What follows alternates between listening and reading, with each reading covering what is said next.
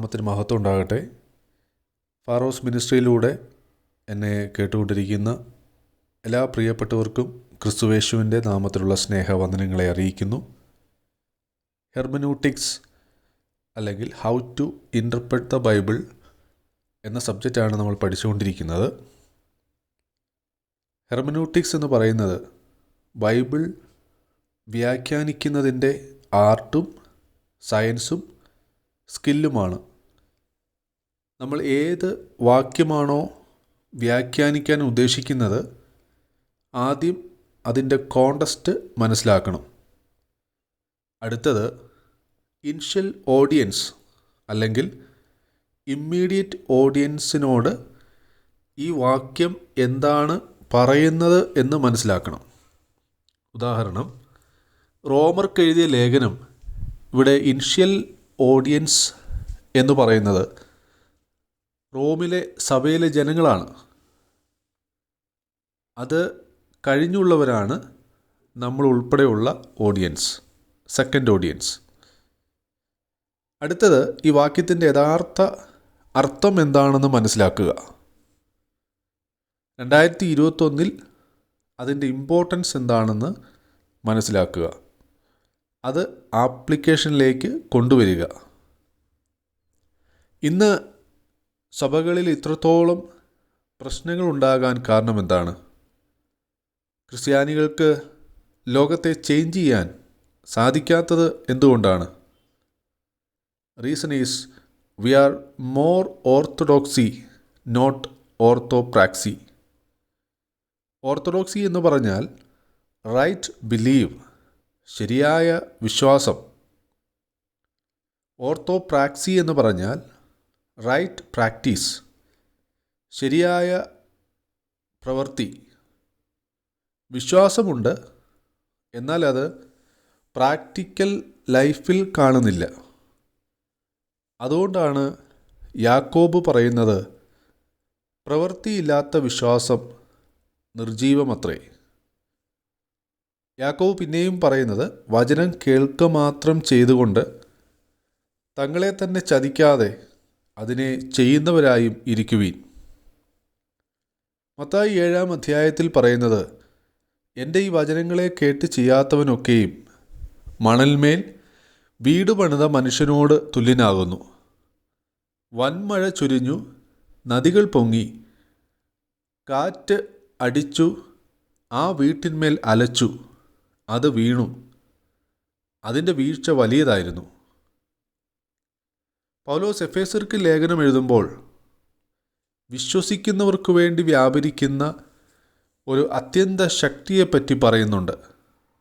വചനം കേട്ട് വിശ്വസിക്കുന്നവർ അത് പ്രവൃത്തി പദത്തിലേക്ക് കൊണ്ടുവരാത്തത് കൊണ്ട് ആ അത്യന്ത ശക്തി അവരിൽ ക്രിയ ചെയ്യുന്നില്ല. അതുകൊണ്ട് അവർക്ക് മറ്റുള്ളവർക്ക് രുചി വരുത്തുന്ന ഉപ്പായിരിക്കുവാനും ഇരുട്ടിൽ പ്രകാശമായിരിക്കുവാനും കഴിയുന്നില്ല. അവരുടെ വെളിച്ചം മങ്ങിപ്പോകുന്നു.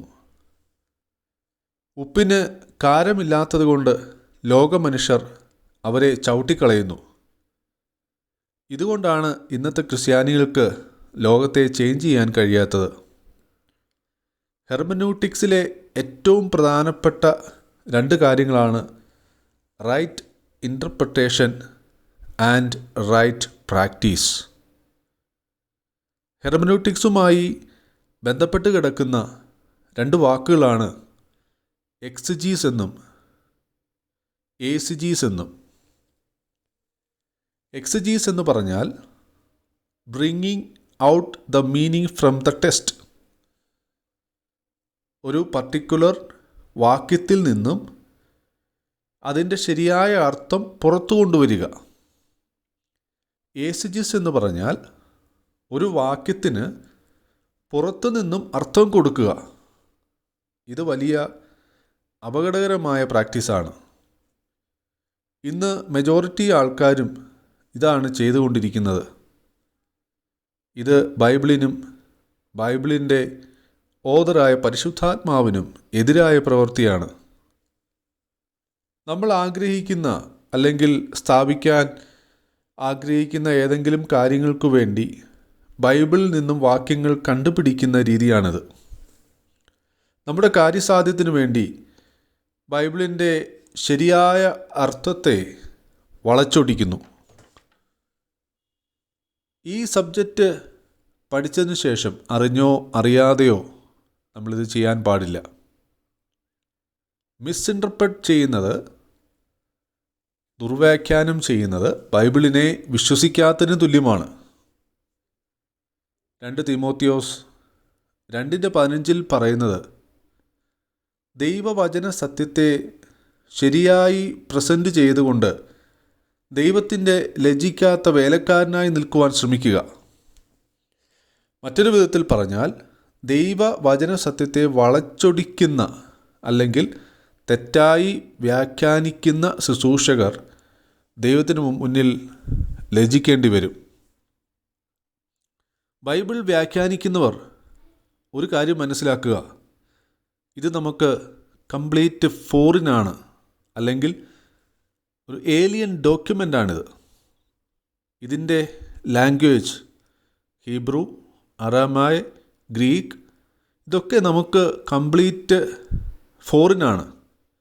ഇതിലെ റിലീജിയൻ, യഹൂദമതം, റോമൻ, ബാബിലോണിയൻ, ഗ്രീക്ക് മതങ്ങളെല്ലാം തന്നെ നമുക്ക് ഫോറിനാണ്. അവരുടെ സംസ്കാരം, സാമൂഹിക കാഴ്ചപ്പാടുകൾ, രാഷ്ട്രീയം, സാമ്പത്തികം എല്ലാം നമുക്ക് മനസ്സിലാക്കാൻ പ്രയാസമുള്ളതാണ്. ഇതെല്ലാം ചേർന്നതാണ് ബൈബിളിൻ്റെ കോണ്ടെക്സ്റ്റ്.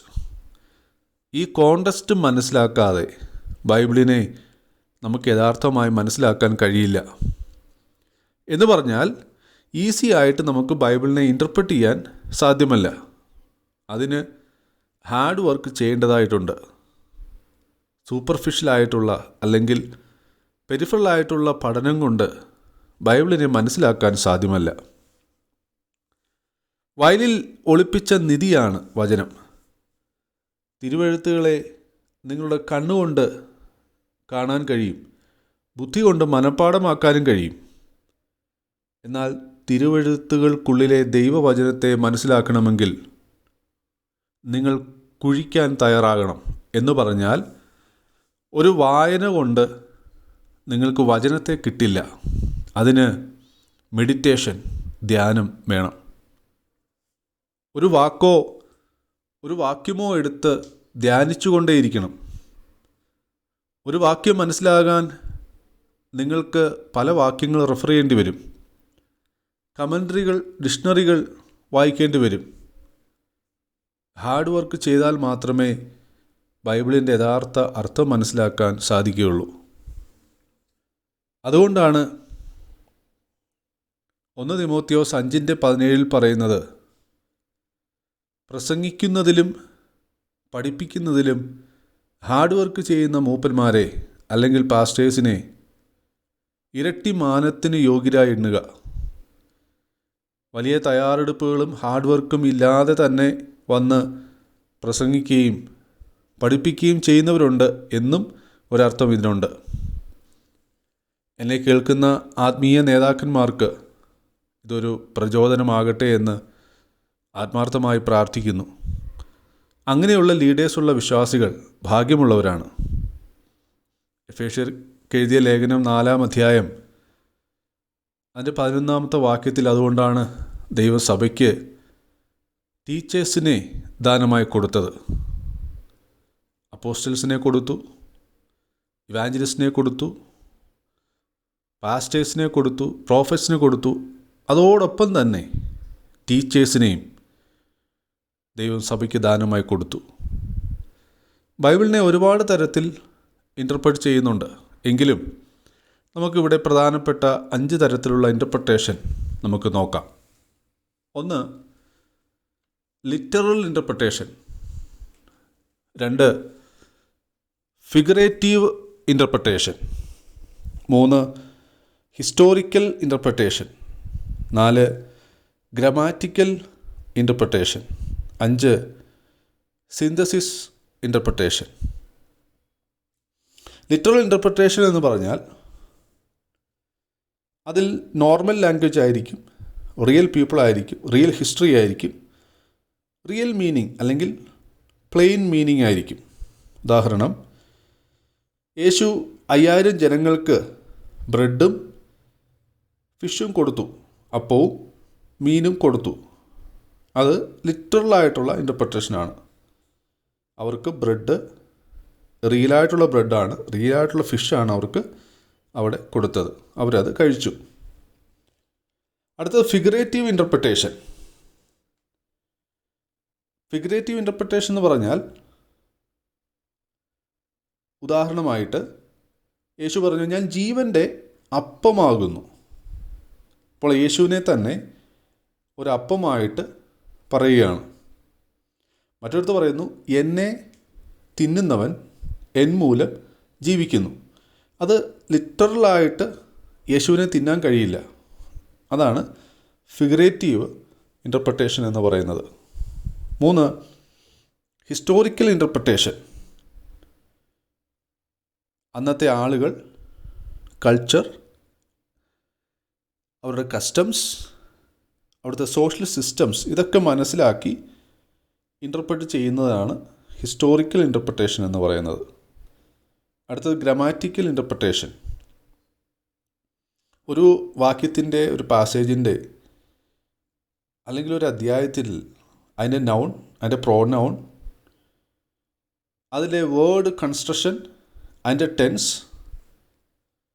അത് ആരെക്കുറിച്ച് പറയുന്നു, എന്തിനെക്കുറിച്ച് പറയുന്നു, ആ ആൾ എന്താണ്, ഇങ്ങനെയൊക്കെയുള്ള കാര്യങ്ങൾ മനസ്സിലാക്കി ഇൻ്റർപ്രിറ്റ് ചെയ്യുന്നതാണ് ഗ്രാമാറ്റിക്കൽ ഇൻ്റർപ്രിട്ടേഷൻ എന്ന് പറയുന്നത്. അടുത്തത് സിന്തസിസ് ഇൻ്റർപ്രിട്ടേഷൻ എന്ന് പറഞ്ഞാൽ, ബൈബിളിനെ അല്ലെങ്കിൽ ഒരു പാസേജിനെ, ഒരു ചാപ്റ്ററിനെ ആസ് എ ഹോൾ, അത് മുഴുവനായിട്ടും ഇൻ്റർപ്രിറ്റ് ചെയ്യുക. മറ്റൊരു വിധത്തിൽ പറഞ്ഞാൽ, സ്ക്രിപ്ചർ കൊണ്ട് സ്ക്രിപ്ചറിനെ ഇൻ്റർപ്രിറ്റ് ചെയ്യുക. അതാണ് സിന്തസിസ് ഇൻ്റർപ്രിട്ടേഷൻ. ശരിയായി മനസ്സിലാക്കാത്ത അല്ലെങ്കിൽ തെറ്റായിട്ട് വ്യാഖ്യാനിക്കപ്പെടുന്ന ചില വാക്യങ്ങൾ നമുക്ക് നോക്കാം. ഒന്നാമതായി, മത്തായി എഴുതിയ സുവിശേഷം 28 അധ്യായം അതിൻ്റെ 19 വാക്യം. ആകയാൽ നിങ്ങൾ പുറപ്പെട്ട് പിതാവിൻ്റെയും പുത്രൻ്റെയും പരിശുദ്ധാത്മാവിൻ്റെയും നാമത്തിൽ സ്നാനം കഴിപ്പിച്ചും ഞാൻ നിങ്ങളോട് കൽപ്പിച്ചതൊക്കെയും പ്രമാണിക്കുവാൻ തക്കവണ്ണം ഉപദേശിച്ചും കൊണ്ട് സകല ജാതികളെയും ശിഷ്യരാക്കിക്കൊള്ളുവിൻ. ഈ ഒരു വാക്യം, ഇത് ശിഷ്യന്മാർക്കുള്ള മഹാനിയോഗമാണ്, ഗ്രേറ്റ് കമ്മീഷനാണ്. ആദ്യകാലങ്ങളിൽ ഇത് കറക്റ്റായിട്ട് ചെയ്തു വന്നു. എന്നാൽ കാലക്രമേണ ഇതിൻ്റെ ശരിയായ അർത്ഥത്തിൽ ശിഷ്യന്മാർക്കിത് ചെയ്യാൻ കഴിഞ്ഞില്ല. ശിഷ്യന്മാരെന്ന് പറയുമ്പോൾ അപ്പോസ്തലന്മാരല്ല, അതിനുശേഷം യേശുവിനെ പിന്തുടരുന്ന ക്രിസ്ത്യാനികൾ അല്ലെങ്കിൽ വിശ്വാസികൾ, അവർക്കിതിനെ കറക്റ്റായിട്ട് ഫോളോ ചെയ്യാൻ കഴിഞ്ഞില്ല. കാരണം ഇതിനകത്തെ മെയിൻ കമാൻഡ് എന്താണെന്ന് അവർ മറന്നുപോയി. എന്താണ് യേശു ഇതിനകത്ത് ഉദ്ദേശിച്ചത്? ഇതിൽ മെയിൻ വെർബ് എന്താണ്? ഇതിൽ മെയിൻ വെർബായിട്ട് ഇപ്പോൾ എടുക്കുന്നത് ബാപ്റ്റൈസ് ചെയ്യുക, ഗോ പോവുക, ഇതൊക്കെയാണ് മെയിനായിട്ടുള്ള, അല്ലെങ്കിൽ ടീച്ച് ചെയ്യുക, ഇതൊക്കെയാണ് മെയിൻ വെർബായിട്ട് എടുക്കുന്നത്. അല്ലെങ്കിൽ പ്രധാനപ്പെട്ട ഒരു ചർച്ച് അല്ലെങ്കിൽ യേശുവിൻ്റെ ശിഷ്യന്മാർ എന്ന് പറയുന്നവർ പ്രധാന പ്രവൃത്തികളായി ഇന്ന് എടുക്കുന്നത്, നിങ്ങൾ പുറപ്പെടുക, നിങ്ങൾ പോകണം, അത് മിഷൻ, ഏതെങ്കിലും മിഷൻ ഫീൽഡ് നിങ്ങൾ പോവുക, അത് പോകുന്നുണ്ട്. വിശ്വസിക്കുന്ന ആൾക്കാരെ സ്നാനപ്പെടുത്തുന്നുണ്ട്, അവർക്ക് അറിയാവുന്ന പോലൊക്കെ പഠിപ്പിക്കുന്നുണ്ട്. എന്നാൽ അതാണോ ഇതിനകത്തെ യേശു ഉദ്ദേശിച്ച മെയിൻ കമാൻഡ് അതിന്ന് മിസ്സായിട്ടിരിക്കുകയാണ്. എന്താണ് യേശു ഇതിനകത്ത് ഉദ്ദേശിച്ചത്? ടു മേക്ക് ഡിസൈപ്പിൾസ്, ശിഷ്യരാക്കുക എന്നുള്ളതായിരുന്നു ഇത് പറയുമ്പോൾ യേശുവിൻ്റെ ഹൃദയത്തിനകത്തുണ്ടായിരുന്നത്, അല്ലെങ്കിൽ മെയിൻ കമാൻഡ് എന്ന് പറയുന്നത്. ഇംഗ്ലീഷിൽ അത് വായിക്കുമ്പോൾ അതിങ്ങനെയാണ് വായിക്കുന്നത്: go therefore and make disciples, ശിഷ്യരാക്കുക, of all the nations, baptizing them, അവരെ സ്നാനപ്പെടുത്തുക. ഇംഗ്ലീഷിലെ സ്ട്രക്ചർ കൊടുത്തിരിക്കുന്നത് അതിൻ്റെ ഓർഡർ പോയി ശിഷ്യരാക്കുക എന്നുള്ളതാണ്. പോകുക എന്നുള്ളത് പോലും തനിയെ നിൽക്കുന്ന ഒരു വെർബല്ല, ഒരു ക്രിയ അല്ല. പോകുന്നത് പോലും ശിഷ്യരാക്കാൻ വേണ്ടിയാണ്. ശിഷ്യരാക്കിയിട്ടാണ് അവിടെ പറയുന്നത് ബാപ്റ്റൈസ് ചെയ്യുക. അതിനുശേഷമാണ് അവരെ ടീച്ച് ചെയ്യുന്നത്. Teaching them to observe all that I commanded you. പക്ഷെ നമ്മൾ തിരിച്ചാണ് ചെയ്യുന്നത്. നമ്മൾ എന്ത് ചെയ്യും? നമ്മൾ പോകും, നമ്മൾ അവർക്ക് പഠിപ്പിച്ചു കൊടുക്കും. പഠിപ്പിച്ച് എല്ലാം കഴിയുമ്പോഴാണ് അവരെ സ്നാനപ്പെടുത്തുന്നത്. പലപ്പോഴും പലരും പറഞ്ഞ് കേൾക്കാറുണ്ട്, അവർക്ക് അറിയാതെ അല്ലെങ്കിൽ അവർക്ക് പഠിപ്പിച്ചു കൊടുക്കാതെ അവർക്കെല്ലാം മനസ്സിലാകാതെ എങ്ങനെയാണ് സ്നാനപ്പെടുത്തുന്നതെന്ന്. എന്നാൽ ശരിയായ ട്രാൻസ്ലേഷനിൽ, ഗ്രീക്കിലെ ട്രാൻസ്ലേഷൻ നോക്കി യഥാർത്ഥമായ ആ റൂട്ട് വേർഡുകൾ നിങ്ങൾ നോക്കിയാൽ അവിടെ കാണാൻ കഴിയുന്നത് ആദ്യം അവരെ സ്നാനപ്പെടുത്തുക. ഷണ്ടൻ്റെ ഒരു ഉദാഹരണം നമ്മുടെ മുന്നിലുണ്ട്. അവൻ യേശുവിനെക്കുറിച്ച് കേട്ടു, അല്ലെങ്കിൽ സുവിശേഷം കേട്ടു. അവനെ അവിടെ എല്ലാം പഠിപ്പിക്കുന്നതായിട്ട് കാണുന്നില്ല. ഒരു രഥയാത്രയിൽ അവന് കേൾക്കുന്നതിന് പരിധിയുണ്ട്. അവൻ യേശുവിനെ വിശ്വസിച്ചപ്പോൾ അവനടുത്ത് പറയുന്നത്, സ്നാനപ്പെടാൻ എനിക്കെന്താണ് തടസ്സം? ഫിലിപ്പോസ് അവിടെ പറയുന്നത്, നീ ശരിയായി വിശ്വസിക്കുന്നു, സ്നാനപ്പെടാം. അപ്പോൾ സ്നാനപ്പെടുത്തിയതിന് ശേഷമാണ് ഒറിജിനൽ ടെസ്റ്റ് പറയുന്നത്, പിന്നാണ് ടീച്ച് ചെയ്യുന്നത്. അവരെ ടീച്ച് ചെയ്ത് അവരെ ഡിസൈപ്പിളാക്കുക. പക്ഷെ നമ്മൾ ഇന്ന് നടക്കുന്നത് അവരെ ബാപ്റ്റൈസ് ചെയ്യുന്നു, അവരെ ടീച്ച് ചെയ്യുന്നു. എന്നാൽ അവരെ ഡിസൈപ്പിളാക്കുന്നുണ്ടോ, യേശുവിൻ്റെ ശിഷ്യനാക്കുന്നുണ്ടോ എന്നൊരു ചോദ്യം ഇവിടെ നിലനിൽക്കുക. മാക്സിമം ഒരു വിശ്വാസിയായിട്ട് നിർത്തുന്നു, അല്ലെങ്കിൽ ക്രിസ്ത്യാനി എന്നൊരു പേരിൽ നിർത്തുന്നു. എന്നാൽ യേശു ആഗ്രഹിച്ചത് ഒരു ഡിസൈപ്പിൾ ആകുവാനാണ്. എങ്ങനെയാണ് ഡിസൈപ്പിൾ ആകുന്നത്? അവിടെ പറയുക, ഞാൻ നിങ്ങളോട് കൽപ്പിച്ചത് ഒക്കെയും പ്രമാണിക്കുവാൻ തക്കവണ്ണം. അപ്പോൾ ഞാൻ നിങ്ങളോട് പറഞ്ഞ സകല വചനങ്ങളും നിങ്ങൾ ആദ്യം പ്രമാണിക്കണം. ഈ സ്നാനപ്പെടുത്താൻ പോകുന്നവൻ, ഈ പഠിപ്പിക്കാൻ പോകുന്നവൻ ആദ്യം അവർ പ്രമാണിക്കണം സകലതും. എന്നാൽ മാത്രമേ മറ്റുള്ളവരെ ഉപദേശിക്കാനും മറ്റുള്ളവരെ ശിഷ്യരാക്കാനും കഴിയത്തുള്ളൂ. ഒന്നുകൂടെ നിങ്ങൾ ശ്രദ്ധിച്ചാട്ടെ. ഞാൻ നിങ്ങളോട് കൽപ്പിച്ചതൊക്കെയും, ഏതെങ്കിലും കുറച്ച് കാര്യങ്ങൾ എന്നല്ല അവിടെ പറയുന്നത്, കൽപ്പിച്ചതൊക്കെയും എന്ന് പറഞ്ഞാൽ യേശു പറഞ്ഞത് മാത്രമല്ല, അതിനുശേഷം പരിശുദ്ധാത്മാവ് പറയുന്നതും. ഏതാ പരിശുദ്ധാത്മാവ് പറയുന്നത്? പരിശുദ്ധാത്മാവ് സഭകളോട് സംസാരിക്കുന്നത്. റോമർ മുതൽ നമുക്കത് കാണാൻ കഴിയും. അപ്പോൾ യേശു കർത്താവ് ഈ ലോകത്തിൽ നിന്നപ്പോൾ തന്നെ പറഞ്ഞതാ, എനിക്കിനിയും ഒരുപാട് കാര്യങ്ങൾ നിങ്ങളോട് പറയാനുണ്ട്. എന്നാൽ ഇപ്പോൾ അത് നിങ്ങൾക്ക് വഹിക്കത്തില്ല, നിങ്ങൾക്കതെല്ലാം കൂടെ ഉൾക്കൊള്ളാൻ കഴിയത്തില്ല. അതുകൊണ്ട് ഞാൻ എൻ്റെ ആത്മാവിനെ അയക്കും, കാര്യസ്ഥനെ അയക്കും, അവൻ വന്ന് സകലത നിങ്ങൾക്ക് ഉപദേശിച്ചു തരും. അപ്പോൾ ഇവിടെ ഞാൻ നിങ്ങളോട് കൽപ്പിച്ചതൊക്കെയും പ്രമാണിക്കുക എന്ന് പറഞ്ഞാൽ യേശു പറഞ്ഞത് മാത്രമല്ല, പരിശുദ്ധാത്മാവ് വന്നിട്ട് പറഞ്ഞതും അത് പ്രമാണിക്കുവാൻ തക്കവണ്ണം ഉപദേശിക്കണം. എന്നാൽ മാത്രമേ ജാതികളെ യേശുവിൻ്റെ ശിഷ്യന്മാരാക്കാൻ കഴിയത്തുള്ളൂ. അപ്പോൾ അതിന് തക്കവണ്ണം ഉപദേശിക്കണമെങ്കിൽ ഇവിടെയാണ് ബിബ്ലിക്കൽ ഇൻ്റർപ്രിട്ടേഷൻ്റെ ഹെർമന്യൂട്ടിക്സിൻ്റെ പ്രാധാന്യത. എന്ന് പറഞ്ഞാൽ പരിശുദ്ധാത്മാവ് എന്താണോ ഉദ്ദേശിച്ചത്, യേശുവിൻ്റെ മനസ്സിൽ എന്താണോ ഉണ്ടായിരുന്നത്, ഈ വചനങ്ങൾ എഴുതപ്പെട്ടപ്പോൾ എന്താണ് യഥാർത്ഥമായി ഉദ്ദേശിച്ചത്, യഥാർത്ഥ അർത്ഥം എന്താണെന്ന് ഒരുവൻ ആദ്യം ഗ്രഹിക്കണം.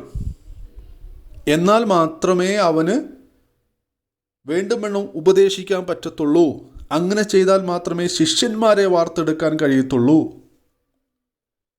ഇന്ന് ഈ വാക്യത്തിൽ നിന്ന് ഇത് മിസ്സിംഗ് ആണ്. പകരം അത് സ്നാനത്തിലും പ്രസംഗത്തിലും മാത്രമായി ഒതുങ്ങി. ഇന്ന് എല്ലാവരും ചോദിക്കുന്ന ചോദ്യം, നിങ്ങൾ സ്നാനപ്പെട്ടോ എന്ന് ചോദിക്കുന്നത്. സ്നാനപ്പെട്ടെന്ന് പറഞ്ഞു കഴിഞ്ഞാൽ അവിടെ കഴിഞ്ഞു. കൂടി വന്ന അടുത്തൊരു ചോദ്യം, അഭിഷേകം പ്രാപിച്ചോ എന്ന് ചോദിക്കും. അതിനപ്പുറം യേശുവിൻ്റെ ഒരു ശിഷ്യനാണോ താങ്കളെന്ന് ഇവിടെ ആരും ചോദിക്കുന്നില്ല. അതാണ് ഈ വാക്യത്തിൽ നിന്ന് മിസ്സായിപ്പോയത്. നമുക്കതിലേക്ക് മടങ്ങി വരാൻ. യേശു എന്താണ് ആഗ്രഹിച്ചത്? യേശുവിൻ്റെ മെയിൻ കമാൻഡ് എന്തായിരുന്നു? Make disciples. അതിനു വേണ്ടിയിട്ടുള്ള ചില ക്രിയകളാണ് പോകുക, സ്നാനപ്പെടുത്തുക, പഠിപ്പിക്കുക എന്നൊക്കെ ഉള്ളത്. അതല്ല main command. Main command make disciples ആണ്. മേക്ക് ഡിസൈപ്പിൾസിന് വേണ്ടിയുള്ള കൽപ്പനകളാണ് ഗോ, ബാപ്റ്റൈസ്, ടീച്ച്. നമുക്ക് ബൈബിളിൻ്റെ യഥാർത്ഥ അർത്ഥത്തിലേക്ക് മടങ്ങി വരാം. അടുത്ത ഒരു വാക്യം എബ്രായർക്ക് എഴുതിയ ലേഖനം 10-ാം അധ്യായം അതിൻ്റെ 25-ാമത്തെ വാക്യം. 25-ാമത്തെ വാക്യം എന്ന് പറയുമ്പോൾ ഇംഗ്ലീഷിലാണ്. മലയാളത്തിൽ അത് 24-ഉം 25-ഉമായി ചേർന്ന് കിടക്കുകയാണ്. മലയാളത്തിൽ ഞാൻ ആദ്യം വായിക്കാം.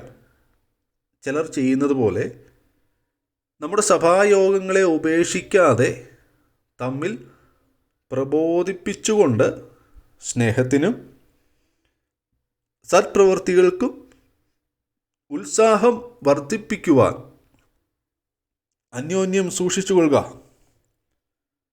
നമ്മൾ ഇത്രയൊന്നും പറയത്തില്ല. നമ്മൾ ഇതിൽ നിന്ന് എടുക്കുന്ന ഒറ്റ കാര്യമുള്ളൂ, സഭായോഗങ്ങളെ ഉപേക്ഷിക്കരുത്. ഞായറാഴ്ച പള്ളിയിൽ വരാതിരിക്കരുത്, അതിനുള്ള വാക്യമുണ്ട്. എന്നാൽ അതിനുള്ള വാക്യമാണോ ഇത്? ഇംഗ്ലീഷിൽ 25-ാമത്തെ വാക്യത്തിലാണ് അത് കിടക്കുന്നത്. Not forsaking our own assembling together as is the habit of some, but encouraging one another, and all the more as you see the day drawing near.